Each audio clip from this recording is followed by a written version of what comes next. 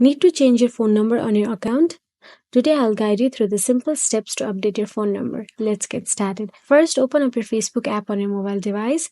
Once you are logged in, tap on the menu icon in the top right corner, the three horizontal lines on the mobile app. Then scroll down and tap on Settings and Privacy.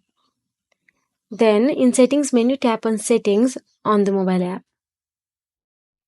Once you tap it, you will get to see Account Center. Please click on See More in Account Center for further process. Now, please click on Personal Details. After that, you will get to see Contact Info. Please click on Contact Info for further process. Here, you can add new contact. Please click on Add New Contact and add mobile number.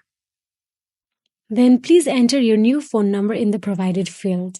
After entering your new phone number, tap on Save Changes or Next to confirm the change. Then a confirmation code will be provided to your number. Please enter it and then move forward. Next.